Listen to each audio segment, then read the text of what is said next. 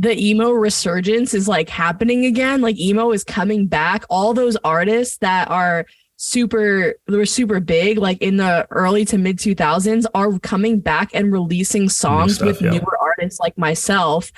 And so I feel like wicked lucky to be a part of that. Like, I don't know, that just like the genre coming back.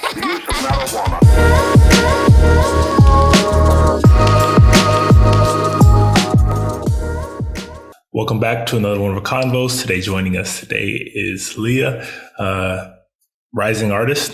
Got a new EP on the way, coming here in a couple of weeks, and getting a chance to talk to her. Going to talk to her about her background, her music, obviously her new EP, and a couple other things. But first of all, thank you for joining us. Hi, thank you so much for having me. Glad to be here.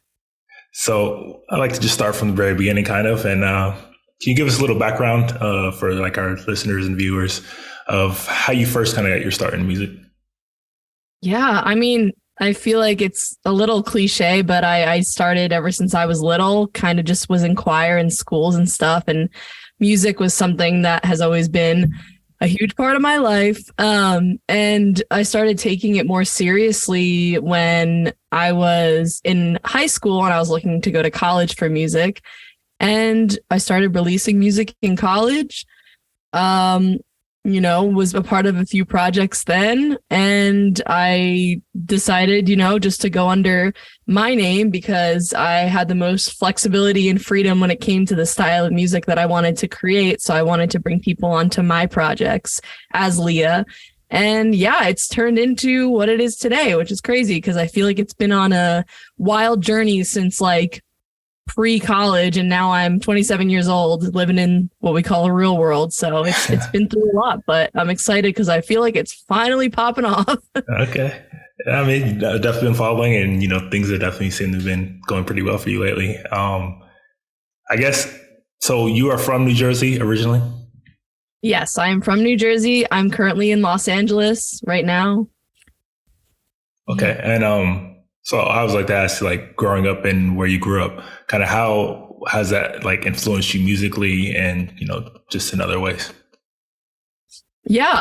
I mean, I think my hometown has played a huge role on my music growing up. I'm from Point Pleasant, and near that, it's a little beach town on the East Coast, and near that is Asbury Park. And Asbury has always been known for like the punk and the rock scene. And when I was growing up in like high school, also have what is it? See Here Now Festival, I think.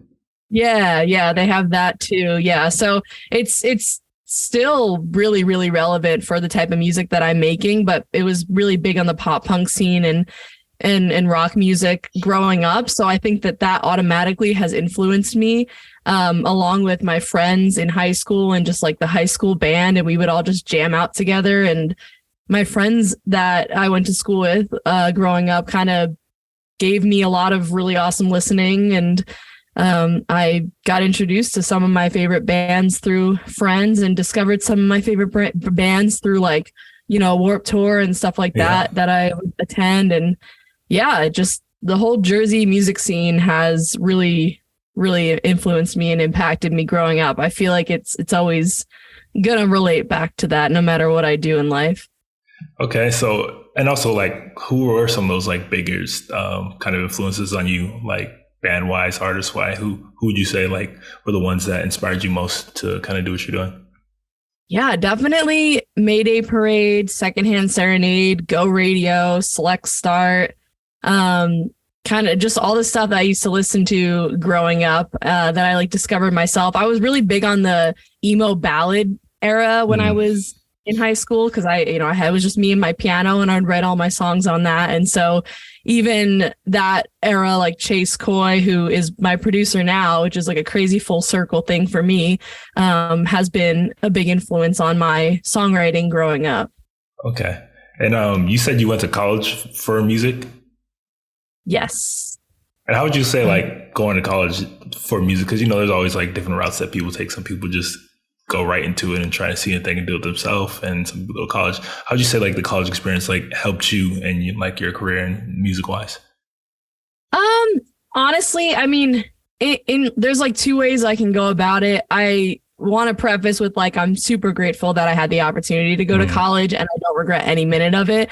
I think for what I do, I didn't have to attend school, but I don't think I was ready right out of high school to jump into the music industry. And I think college kind of put me slowly into that process. So I got more experience with that. Even just like my last 2 years of college, getting to come out to LA for a couple months at a time and do internships in recording studios and go to concerts, like that probably wouldn't have happened if I didn't, attend college. So I think all the people I've met along the way and all the little like guidance I've had just in those 5 years of schooling that I did really helped me get where I am today, for sure.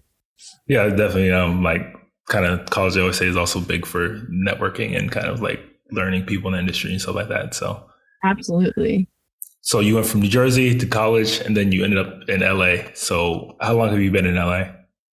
Well, I say I've been in LA for 6 years, but it's technically been 4. The first 6 months of my time here, I was going back and forth between school in North Carolina. And so I did get a chance to be out here for a while, but I moved here in 2018. And yeah, now I've been going back and forth from LA to Nashville quite a lot. So it's been a journey. And how, LA can be kind of daunting, like for people's like kind of first time. How was your experience like when you first kind of moved out there and got involved in kind of the scene out there? I mean, I'm like pretty optimistic and just like am here for a good time. I don't take life too seriously. So I feel like coming out here, I don't want to say like rose-colored lenses on LA, but I did just view it from like this beautiful, like positive, oh my goodness, this is so exciting. Like it was like a dream that I was finally stepping into. So I never had, a scary negative experience with LA. I think I've seen what like this city can do to some people, but I try my best to avoid those things. And I feel like after all these years, finally got my group and have, put I don't know.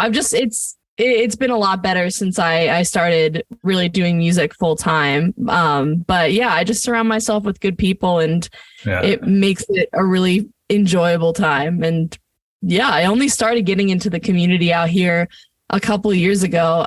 Because when I moved out here, I thought I wanted to work in the music industry.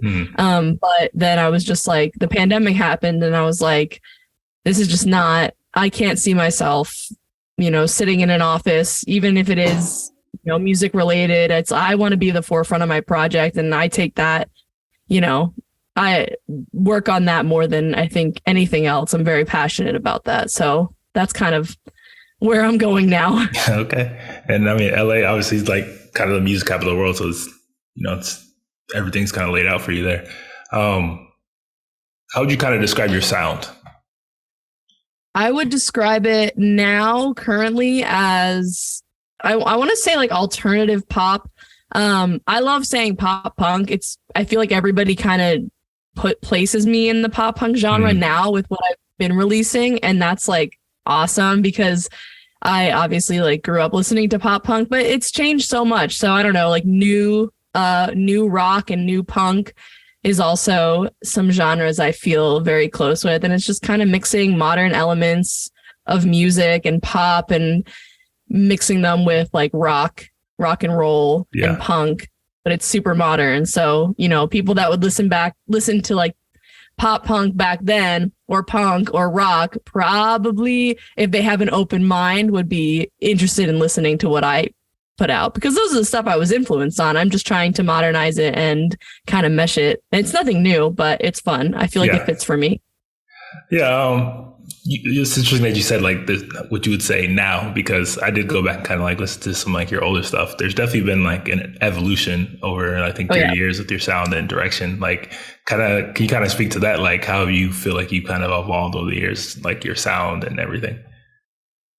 Yeah, it has definitely been an evolution. That's for sure. I started with like surf rock, and I've always been like a big hippie at heart. So I feel like the classic rock, surf rock type of vibes are something I love, and I always love listening to it. But that's kind of what I started with, and then moved to LA and did like a complete turn and started making pop. And I think it's funny because like everyone always says the emo was a phase, was not a phase, but the pop for me was definitely a phase. And it's still incorporated to my sound now, but at the time I was inspired by like California palm trees and like California pop is what I call it. I curated a playlist called California Beach Pop, and it has a lot of followers. And I'm like, this was like my genre for a minute. I loved listening to it. I still do.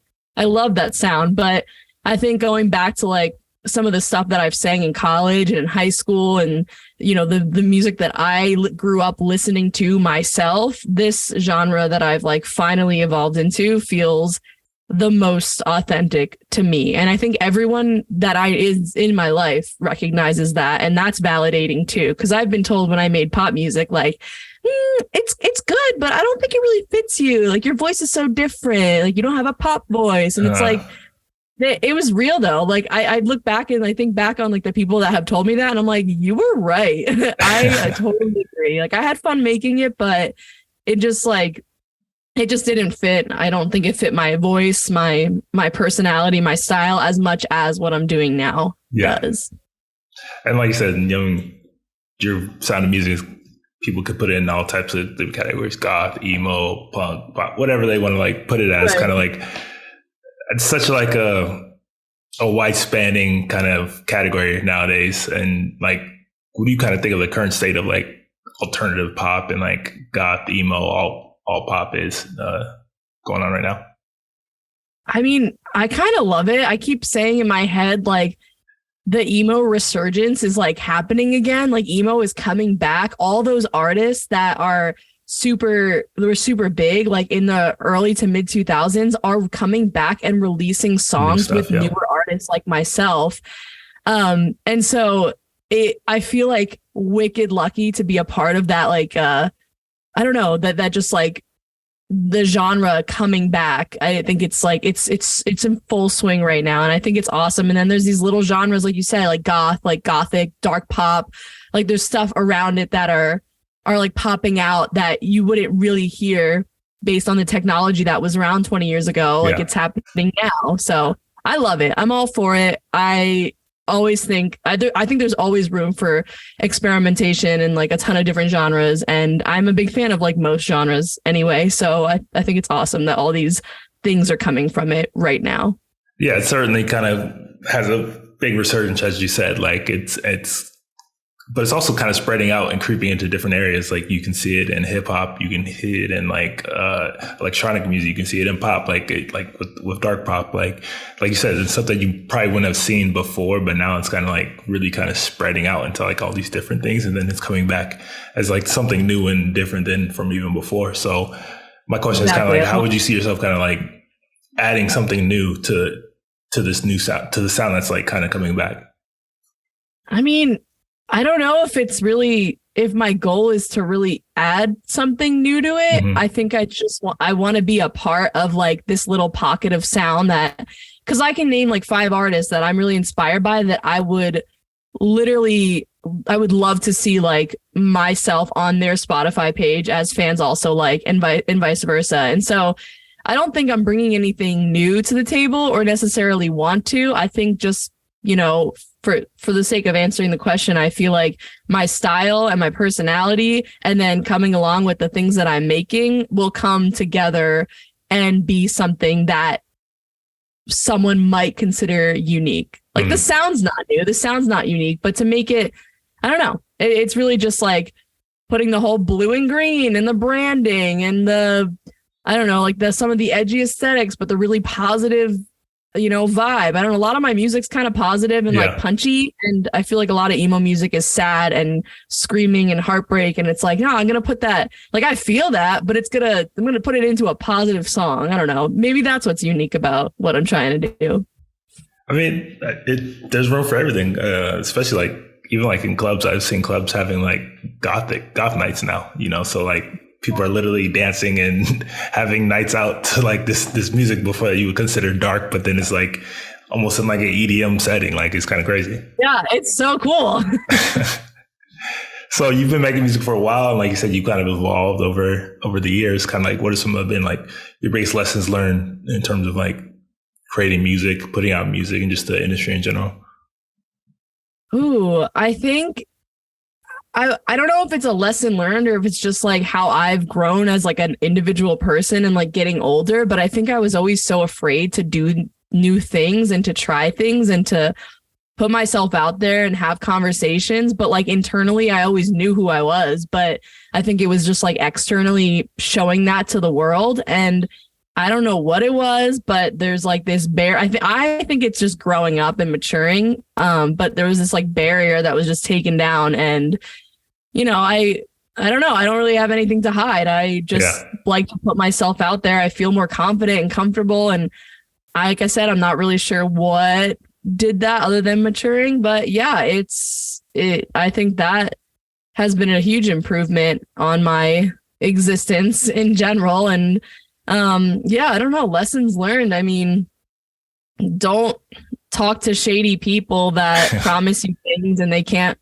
I don't know, and then they ghost you and treat you unfair. Like there's a lot of that in the music industry. There's a lot of gatekeeping. I really do try my best to avoid it, but unfortunately I say yes to everything and I like to try new things. And if something sticks, then like I'd made the right decision, but that could also lead to making bad decisions and learning your lessons. So those are a lot of lessons learned. Thankfully, not as many as you might think, but it happens.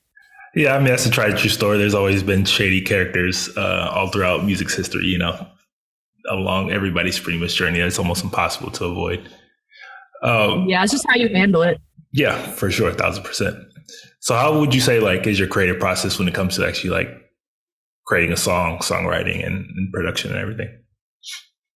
Honestly, a lot of times it's just me sitting down, like whether it's in my bed or like in my car and on my phone, like audio recording and just like humming an idea or singing an idea, or I'll have like a line with a melody in my head and I'll write that down and then I'll track the melody like on my phone real quick just to make sure I don't forget it. That's how most of my stuff recently has been created, which is kind of odd because I used to write a lot to the piano and I used to write a lot to the guitar, but I find myself now, thinking of, how would this song sound as a pop punk song? Let me write it like that off the bat. But there have been some songs where I've written on the piano and I've turned it into a pop punk song, which, it's always possible. You can make a song, any genre, from the recordings. But yeah, it's really just been like me messing around and on my phone and just being like, this sounds cool. Let me see what I can make of it. And then, I Guess I Like You Anyway was formed or whatever, all those songs. I have done a couple co-writes recently. I mainly write all my music myself, but I am really trying to get into writing with other people because like only good things come from that. I'm convinced. So yeah, that's kind of been my process. Okay. And how do you find writing with other people versus writing solely? Like, what do you feel like the differences are? And is it as comfortable or is it easy for you?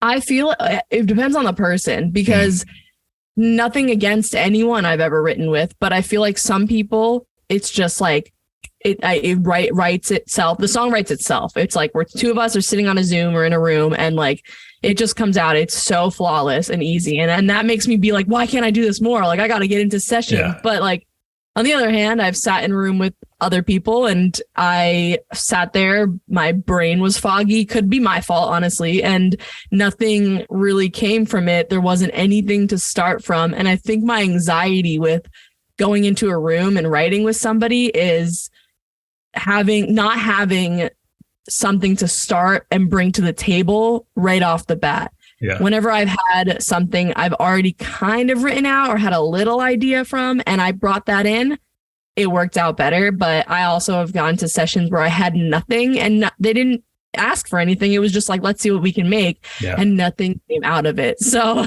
that gives me nervous. But, I think it's all just like me having to practice and getting in the rooms with more people just to like get used to that feeling and not be so uncomfortable. Yeah, it's definitely all part of the process. So you have a new EP coming out called Happy Never Ending. February 24th, I believe is the date. Yep. So we're going to talk about that a little bit. First of all, how's the response been to the singles that you've put out to the public so far?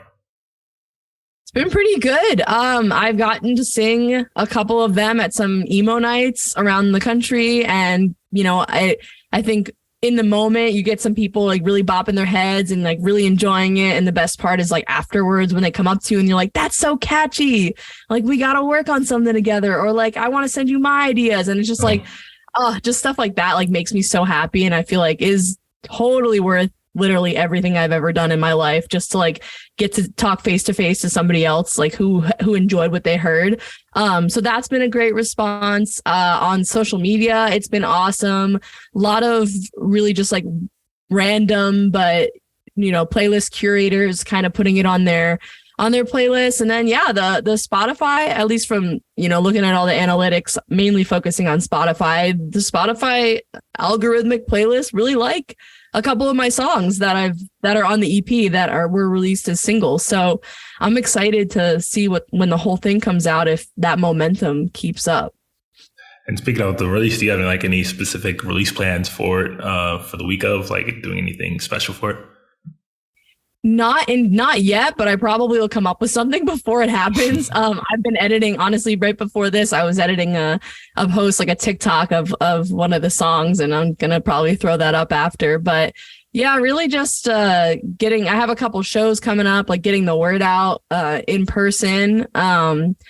Social media is always fun to try and push and promote, but sometimes it takes a lot to create stuff. So that's always, like, I got to get better at that. It's like I'm good at it, but I don't do it enough. And so I need to think about that. Just like those type of promotions. I mean, Kellin Quinn being on the title track has been promoting it as well. And that's been really awesome. So that's been a great addition to the marketing and promotional plans. He's just been sharing it, and I've been interacting with some of his fans. So that's been really cool. And I feel very grateful for that.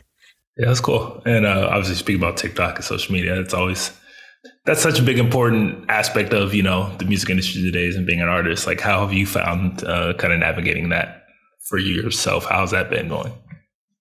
I mean, my social media habits are probably like extremely unhealthy for like the average person, but I love being on it. It never bothers me. There's so many people that I'm talking to that I might be collaborating with, that I can send my music, that are interacting with me and my music and interacting with my posts and my TikToks and my reels and whatnot.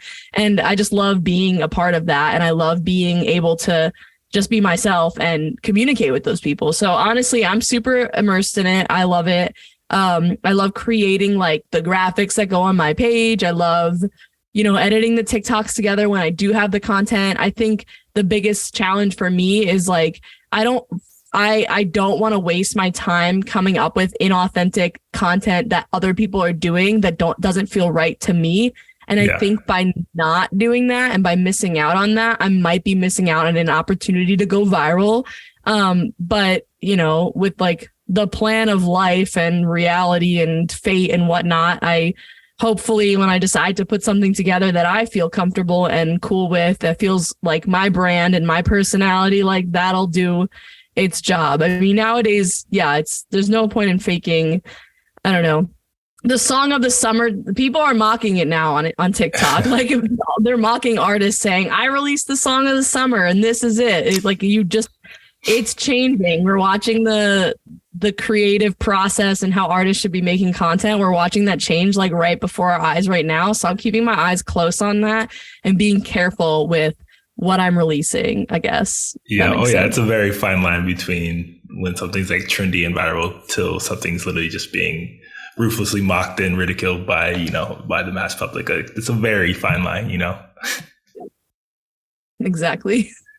So speaking about the EP, I know it's only like, I think 5 or 6 songs in total, but how's like the overall, is there like an overall messaging or theme to this, or do you just kind of want to put out like feelers for a little bit of this and a little bit of that?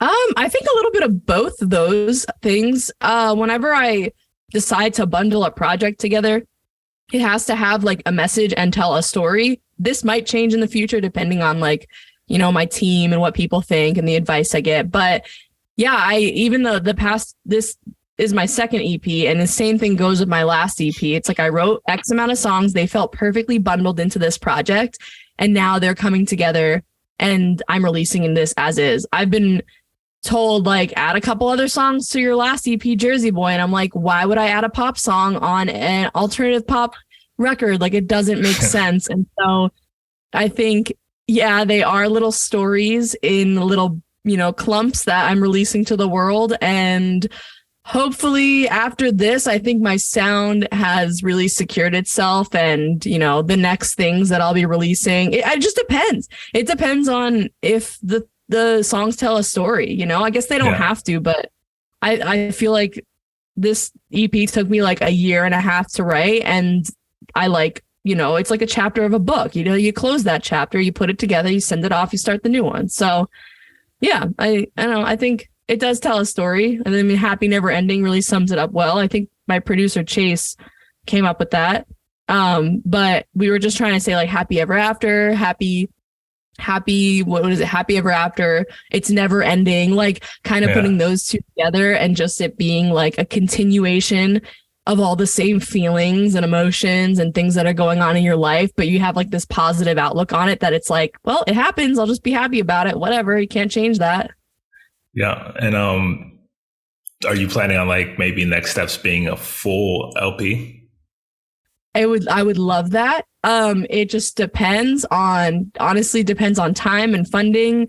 If all goes well with this, hopefully a lot of those factors won't be into play as much. You know, you never know what could happen in the future for sure. But that's the goal. I have like literally, of course, not showing it, but I have like all my next songs on this board right here.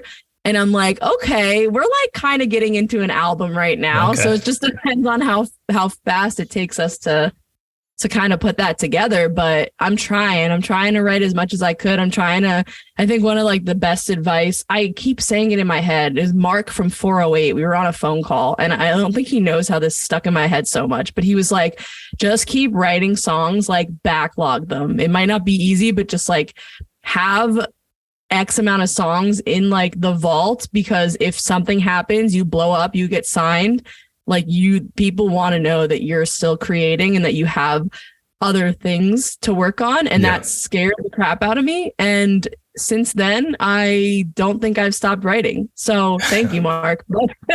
Very good advice. And so hopefully an album comes out of that. Okay. And do you have any like favorite tracks off of this upcoming EP in particular? I honestly I know. My Leo energy comes out when I talk about my own work. Like I really love this EP. I love it so much. I got it like tattooed on my hand. Like, okay. I don't think I felt that way about any of my other songs that I've ever released. I mean, I like them, but I don't know. I think about they don't resonate with me as much as this project does, and I really hope I feel the same way once it's out.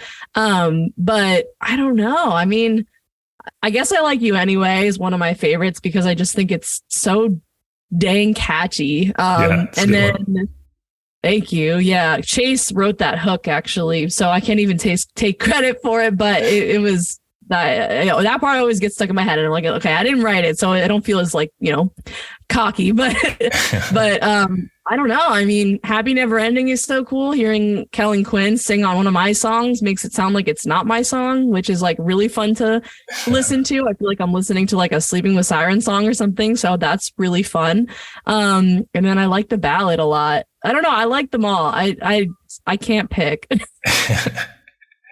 Well, I guess we'll find out what everybody else, what their favorites are here. And I'm excited to see how the reactions are for sure. So how was it working with, you worked with Kellin Quinn, like you said, in BMO Roche? How was that experience? It was good with BMO. Honestly, I was just looking for a feature on that track, and this is something fun to share. So we actually met through another friend, but BMO sent me this DM today because we were talking about the Kellin features, because him and then our friend Katie Badlung also did a feature with Kellin. And BMO was like, it's crazy. Kellin actually brought us all together. And I'm like, that's nuts. Like, that's kind of cute. I love that. I love that.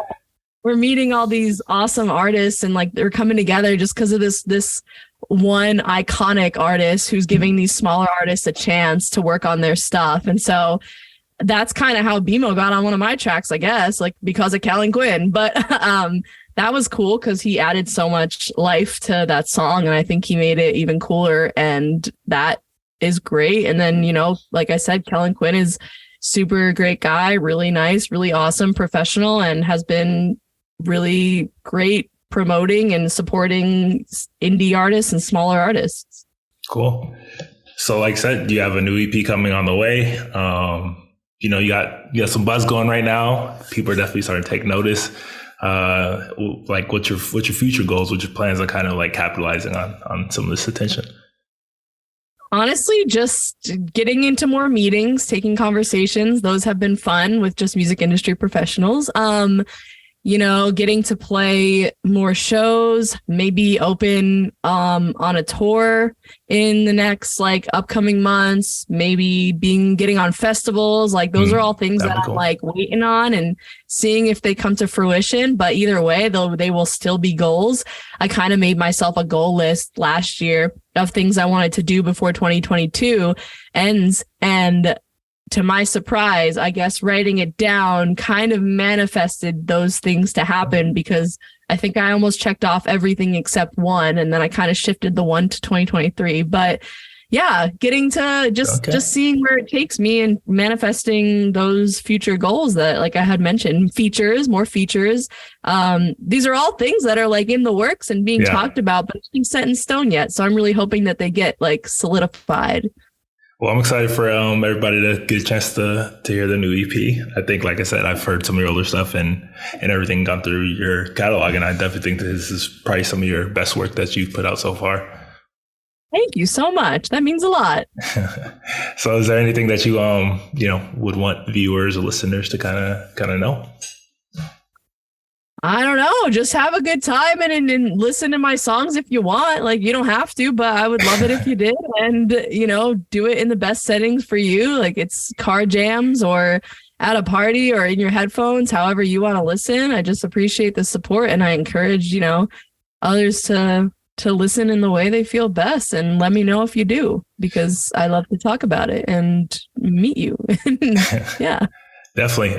Like I said, all the viewers, listeners, if wherever you're watching this, listen to this, wherever this goes up, definitely go check her EP out. Happy Never Ending, coming out February 24th. Links, go follow her. We'll all be down in the descriptions of wherever this goes up.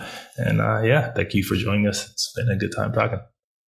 Thank you so much. Thanks for your time and for having this chat. For sure. And hopefully, we can do this again. Yeah, sounds great.